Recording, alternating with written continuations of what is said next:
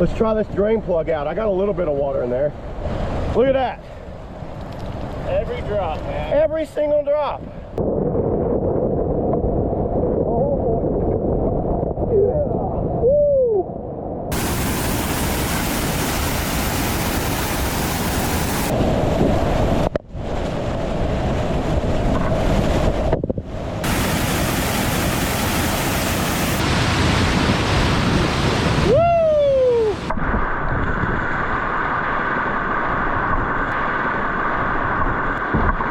You gotta love a 720.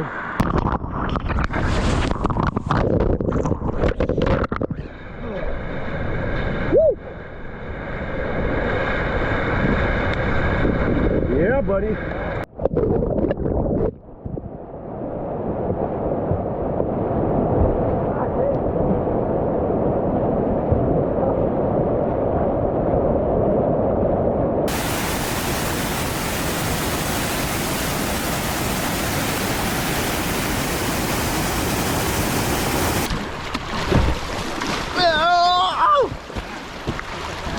A lot of volume right behind me for that. I'm out here on the banks of the river. I'm doing a on-water review of the new Liquidlogic RMX 86. If you guys haven't seen my walkthrough video where I did a really detailed walkthrough video where I broke down the hull, the outfitting and all that, you can go check that out. I'll leave a link at that at the end of this video. But right now we're out here, I'm with a couple of my buddies. We're taking turns jumping back and forth in the RMX. That way I get a couple of different opinions and I can get some from the bank footage for you guys. I will, at the end of the video, I will give my final thoughts of the boat, what I thought about it did well and what I thought it didn't do so well. There is chapters. You guys can skip to chapters if you want to kind of just skip through and not see the paddling and just hear my final thoughts. You can do that now, but let's get to reviewing. Woohoo! Yeah, it's like this padding right here. Yeah, it's padding on your shoulders, and then you can reach inside the wall and hold it. Good. So carrying it feels pretty good on the arm, considering it's a creek boat. Put this bag in here, lift that up. Not a lot of room right there. And lock that on right there. And then pull that back over. So the initial stability's solid on it.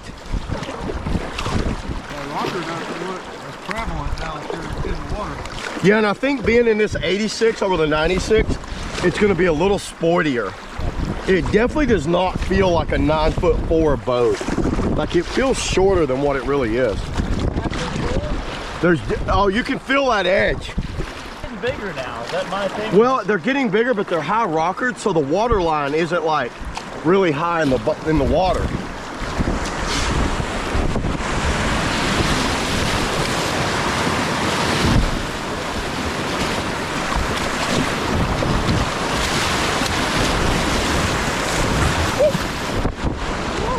A little bit of an edge there. What I'm feeling, it's definitely wide right behind the hips and it's narrow up in here.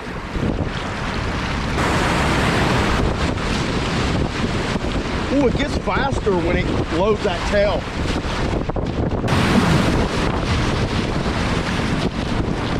Ooh. It's like that tail will load, but it doesn't feel like it wants to go up and over. It just loads and takes off.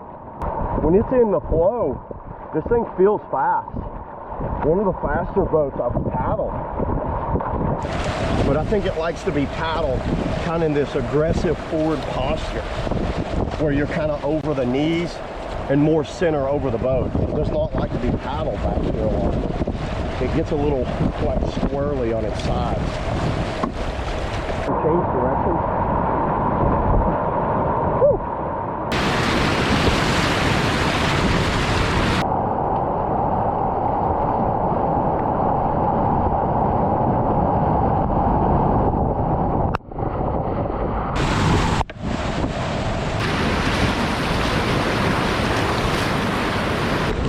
This thing whips into eddies really nicely. I like how I can get on that edge and just like whip right into an eddy.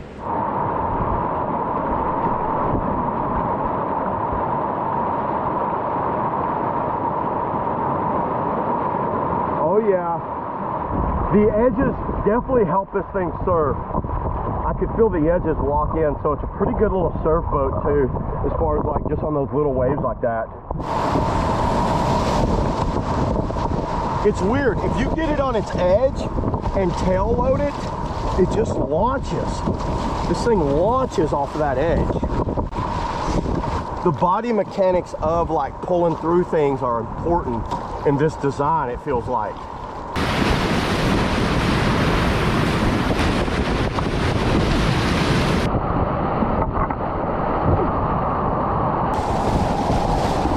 Oh wow, that was awesome.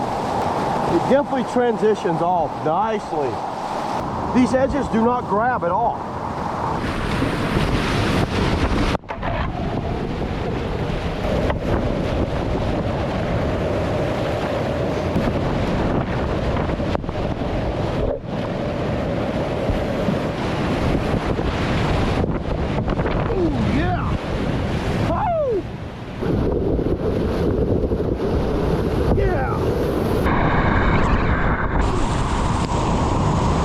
Well, this thing gets back on that rocker on that tail and really takes off. I'm impressed with this boat.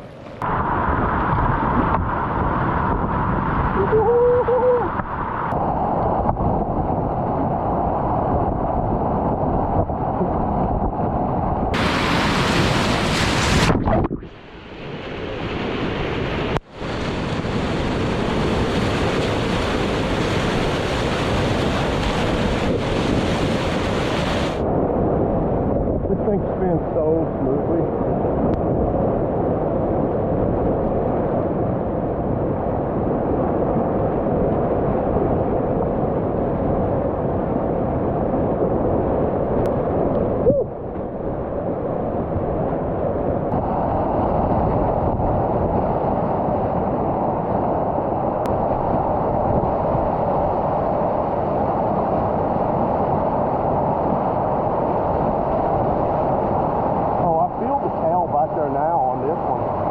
Edges.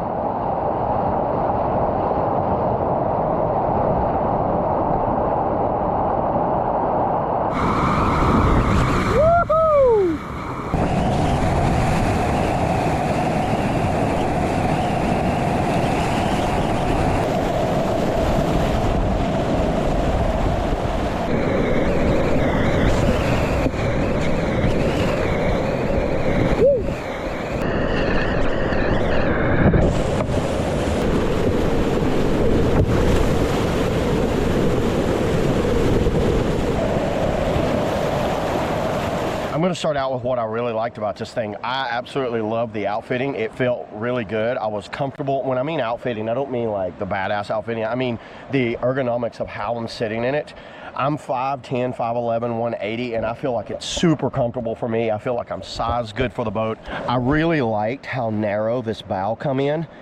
And what makes it better than, I'm not a big fan of narrow bows, but what makes this one better is the fact that it's wide, starting about where the logo is and goes back. So you've got this ability to tail load, get the boat up and over and land right where the logo is, and this thing just blasts out of drops. This tail does not hang up at all. Water sheds off nicely. I did sub the bow once and water shedded nicely out of that groove like I thought it would. And this tail, even though it kind of looks like it's a little pointy back there and flat, when it loads, it holds it and it blasted me out very nicely. Super sporty, which is kind of crazy for a Liquidlogic boat because they're known for kind of being more forgiving.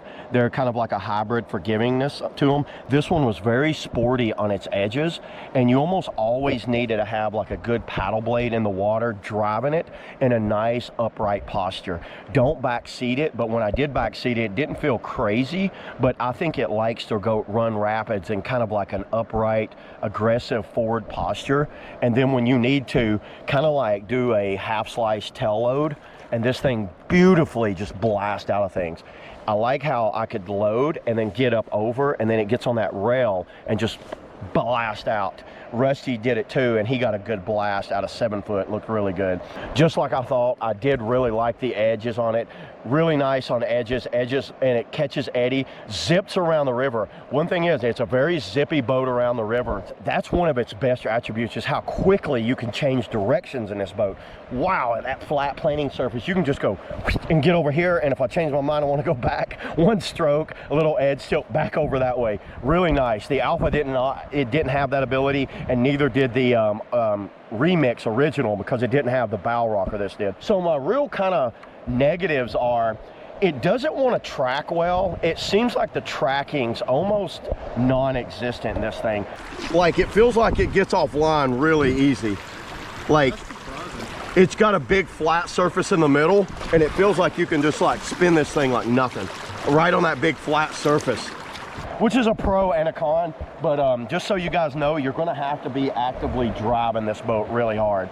Don't lazy man it. I mean, that was probably the only real negative I kind of seen on it.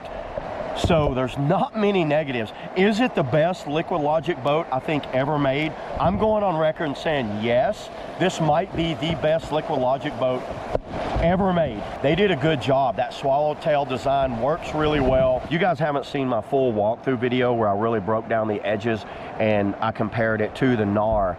Go over and check that out. I'll leave links at the end of this video. Yeah, all in all, really like the boat. It's one of my favorite creekers I've ever paddled. This one and the Scorch are two of my favorite ones. I'd put the Code as Code and NAR, I have those as a tie.